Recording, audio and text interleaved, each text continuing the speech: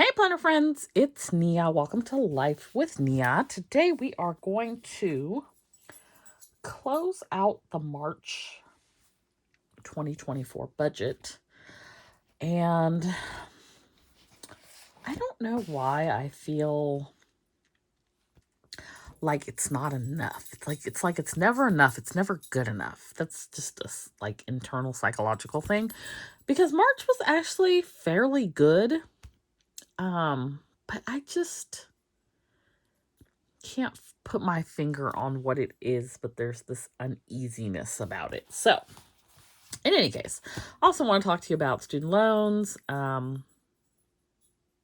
funding my Roth for 2023, running out of time for that, and some Q1 focus items. So, we're going to do the normal income expenses, business expenses, cash envelopes, sinking funds, debts, savings, and goals as well. So let's just jump right into it. If you have any questions, feel free to post those down below as well. So let me fix this. So here is our monthly overview, and we're going to start with income. So the normal everyday stuff was what it was expected to be. 5,003, 10, 12 is what I get from my permanent full-time job. 3187 is a telework stipend. 165.75 is a health stipend. Those I know are coming every month without fail. Etsy, I have essentially, based off of my annual budget and what I made last year, projected it to be about $4,200 a month coming in before I pay my taxes. And so I break that down based on whatever I have going on in the month, whether it's sales or a collab or planner sesh box or whatever it may be. So we estimated $600 the first 2 weeks, hit that the first week, did not the second week. Not even close. Then the week of the 19th, I estimated 2,000 because of the planner sesh box, and 1,000 the second week, also planner sesh box related. So that came in. The planner sesh box did really well quickly this go round. 2 planner sesh boxes ago, we sold out in 3 days. This one, I think it was like 5 days, and I have since increased the quantities on the box. So that went well. Did get a YouTube payment. It was less than I thought it was going to be. I estimated 140. It was 109.39. Nothing coming in from 31.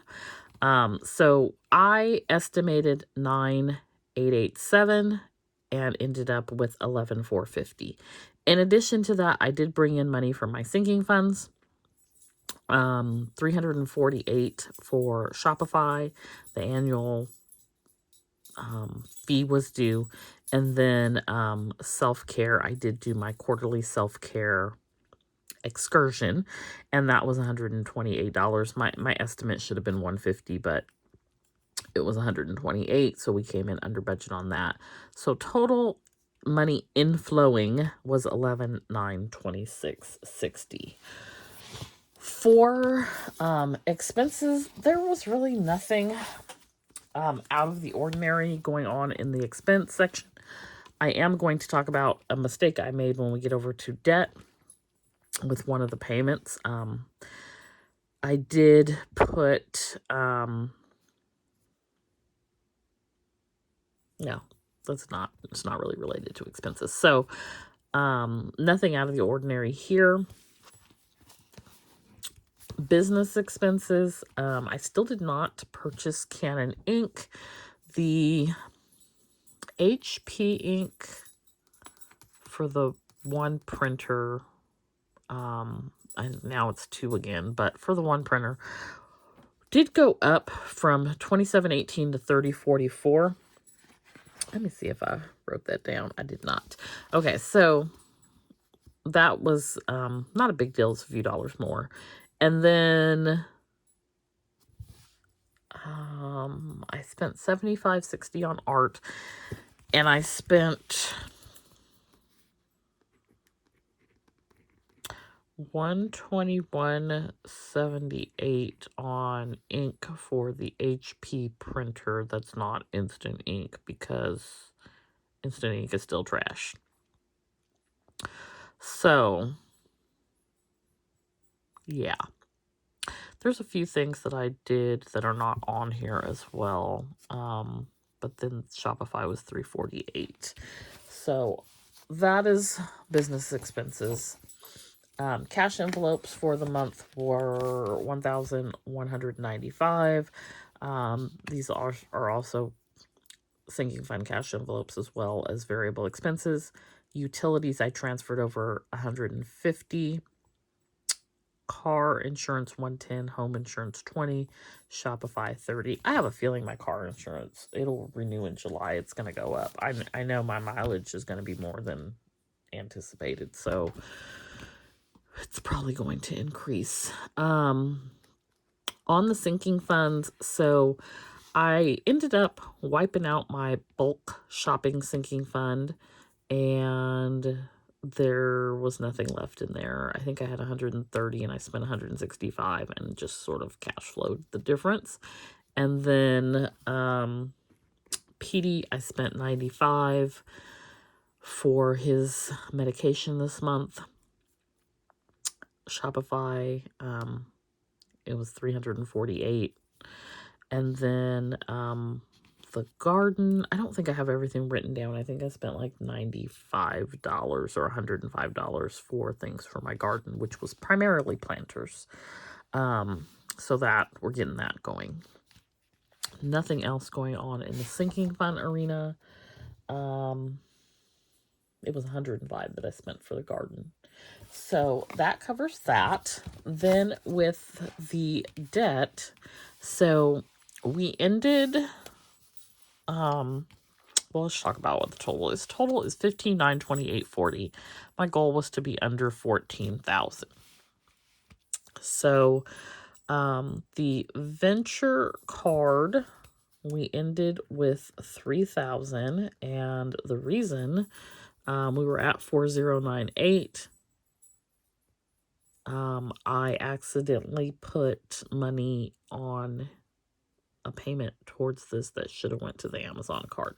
So the Amazon card, which I do still use, ended with 4106.88, and I put $1,100 on this venture payment, $1,100, and it should have only been $700, and then I was going to go back and do another $180 after I realized I paid $1,100. I didn't go back and do anything. I paid $250 on the Amazon, so it did go up because I did some last minute planner. I had to reorder some things because some things never showed up on the planner search box. So that went on here. But I use this when I pick up PD's medicine and when I go bulk shopping, and then I pay it back off. And I paid it to the wrong place. So it's like not the end of the world because I have longer with that 0% on this card until, well, it's 1.9% until November than I do with the venture. So it's fine. I was recalculating these two to see like what's the minimum I need to do. The venture has 3,000 left on it, and I have until August of 2024. So I think I said 5 months, is $600 a month. So that's the minimum I can do to get that done before the 0% ends. Then the Amazon 1.9, I took the 4,100 and did that by 7 months because it's November 7th, which is at the beginning of the month. And so I want to give myself that 7-day grace period, I guess we'll call it. So the minimum on this one that I need to do is $585 a month. So that's where that is at. Navy Federal ended at $608.78, PayPal at $486.65. I did pay off the furniture that was on the school's credit union card, and I didn't have anything on the Discover. So So that, if you recall, I went and purchased the sit stand and some other things from IKEA as a workstation for Studio Bliss Co. I'm so glad that I did that, but that is now paid off. Afterpay is down to $259.92, and this loan is down to $1,593.61, and then my car is at $3,579.65. So we ended the month at $13,635.49. We are under the $14,000, so we did make that goal. So I am happy about that. In large part because I put $1,100 towards a zero interest card. Therefore, taking that debt down $1,100 is part of the reason why we were able to hit that goal. So, yay for that. That is pretty much it on the debt side of things. For savings, we did a total of $923.67. The goal for April was $800, so we hit the goal. And then on top of that, there was another $334 for Envy, which is an app that was saved as well. I go in daily and play the little game, and it saves an amount. And I also got my $1,000 from the first 100-day savings challenge I did with Envy back, and I put that in my vacation sinking fund. So savings is going well. I can always scale back on the savings if I want to put more towards debt. I also received $40 and some change in interest from my high yield savings account. Okay, so next let's look at, we don't have anything on the weekly check-in. Let's look at our goals for this month. So first one I'm going to start with because it's at the top of my head was SBC revenue. I wanted to do 8K. Etsy says it's 76.30, but their cutoff time-wise is not my same time. I don't even know what time they use because it's not East Coast time either. It's a weird time where it cuts off and it goes to the next day. So there was another $240. So that would have made it $78.70 had they not cut off the day early. It's like 6 o'clock. It was 6 o'clock my time, which is 9 o'clock East Coast time, which I don't know what time they're going by, where it's like it's no longer the 31st. It's like, what are y'all doing? But anyways, either way, I didn't make the 8K, but I was closer to it than what they're saying I am. So we did not hit that one. Did pay off the furniture. I didn't do anything with Shopify, y'all. I did crack open my intentions book from Cloth and Paper, and this is a thing that I'm going to work on daily in April. It's one of my April goals. I did do my Q1 self-care experience. I went to have a dinner it was like late lunch, early dinner, happy hour. That's what we're going to call it, happy hour, because I ordered all the happy hour things. I had this drink called the Blackberry Haven. I did a mocktail. So I had 2 of those, and then I think I ordered 5 appetizers and I ordered a prime rib dip sandwich with fries. And with the tip, I tipped like $22, so it was like $100, and then the tip. So I didn't want to go, but I was committed to going because the quarter was ending and I was trying to commit to this experience. I'm glad I went because I really enjoyed myself. I actually enjoyed being by myself, which I enjoy all the time. And I will put some pictures in the Facebook group of the food. It was really good. There was a mushroom bruschetta with goat cheese. I had a charcuterie board. What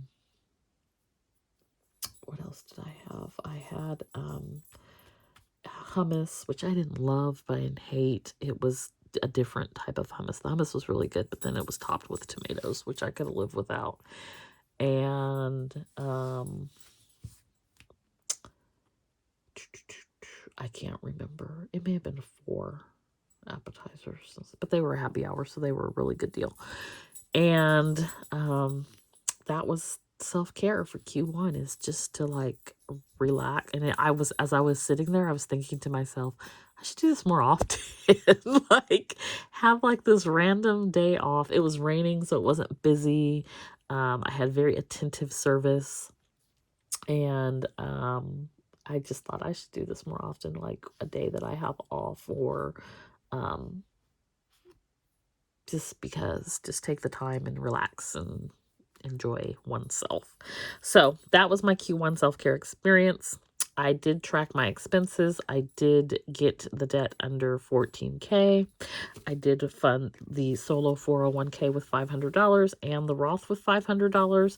I did save $800 from my savings challenges, and I did pay Venture $881. I actually paid $1,100, but I did not pay Amazon $550 because I paid Venture $1,100. So that is where the goals ended. So not bad, not bad.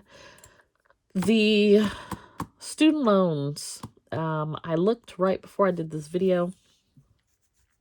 Them people over at the Higher Education Loan Authority of Missouri don't know what they're doing still.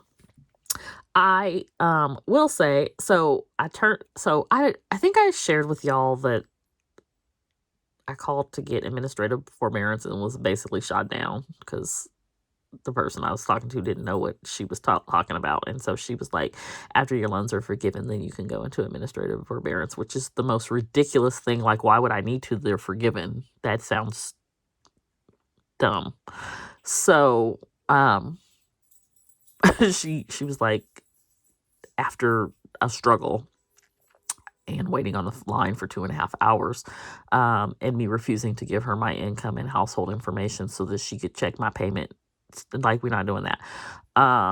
She was willing to put me in a general forbearance for 30 days, which was fine because I didn't want to talk anymore, because I can't know more than you know, and it's your business. So that was what that was. And then my form was processed and rejected because I did not have my telephone number on it. Y'all, they just be making up stuff to not forgive these loans. I also found this, I think it's called the Mohila Papers, where somebody in Congress got together and did something where they were looking at like all these internal documents and stuff where they are intentionally making it difficult for people to have their loans forgiven under codified law, which makes no sense to me. Like, I just, what are y'all doing? So if you're interested in that, I'll see if I can find the link and I'll share it down below. But it's internal stuff where they're basically, call deflection techniques and different things to not help you, give you the runaround, which I've clearly experienced. So anyway, I resubmitted the form with my telephone number on it, like they're going to call me. They're not going to call me, but okay. And now I am in forbearance. I don't think it's administrative forbearance because I'm still accruing interest, but I don't care because I have 121 qualifying payments. So now it's just a waiting game, probably 6 to 9 months, maybe sooner. I don't know. Maybe they'll get their lives together. I'm hoping before November because I feel like if it's after that, it may never happen. Just based on politics, or maybe January. I don't know. But I need them to, again, it's codified law. Y'all passed it in Congress in 2007 to have a public service loan forgiveness program. But in any case, I now am sitting at 121 payments and they're qualified, and my form is submitted, accepted, and not processed. So it's just waiting. So I'm going to wait. I did have some Q1 things that I wanted to do. And One of them was the student loan thing. So that's done. Then I wanted to fund my Roth with 1,500 and my solo 401k with 1,500. So we've been breaking that down to 500 a month. I did not I wasn't able to do the Roth the first month. I think I only did 300.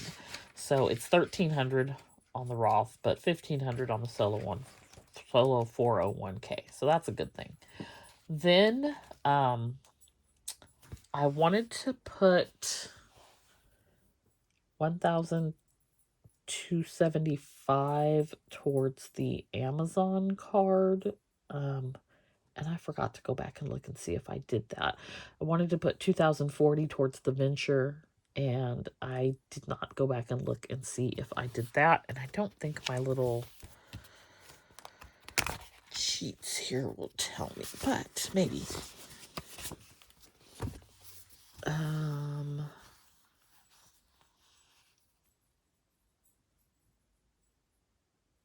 Oh no, I know.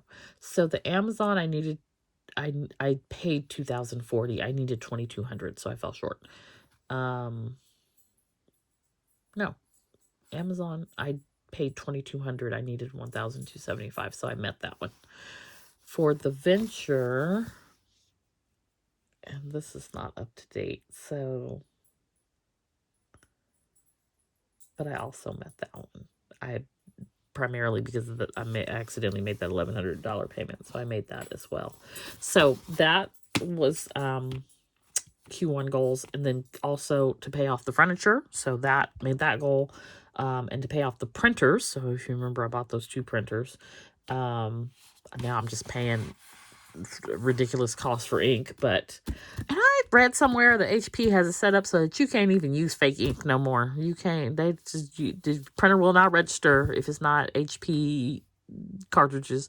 That's the people that's going after Apple for the monopoly needs to go after HP for the monopoly. Let me use the cheaper ink, HP, because yours is raggedy. Like, come on. Anyway, so that worked out for Q1.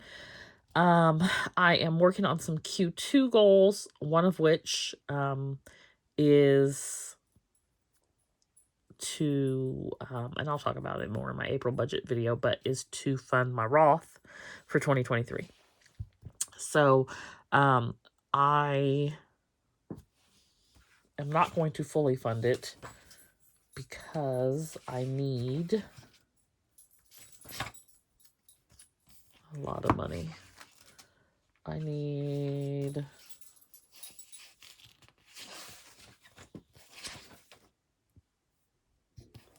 wrote it down somewhere. I think it's like $3,000. I really did not get on the Roth bandwagon. I think until August, I was doing this little $50 a month from my paycheck.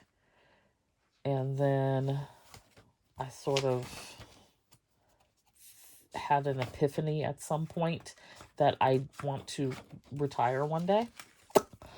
So I am going to, I need $3,089. So I'm going to have some extra money in my tax account. I'm going to pull probably $1,000 from that. And then I think I'm going to pull the rest from my emergency fund. Stay tuned, to be determined. So when I do my April budget video, I'll talk more about it and hopefully have made a decision by that time. So anyways, that's what I got going on over here for March. Not a bad month, but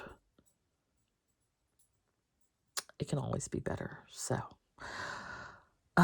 let me know how your March went and how your March budget went, how your March finances went. And stay tuned. This week we'll have a few double posting video days, just because I have, I got a lot of content to get out there. I got the March close, the April budget, the normal plan with me's, and collab sale video, and then we got Friday Night Lights and savings and all the things. So it's going to be a busy week of content. I hope that you're enjoying it. Be sure to hit that like button. If you have any questions related to the March budget, let me know down below, and I will do my best to respond. I'll talk with you later. Bye.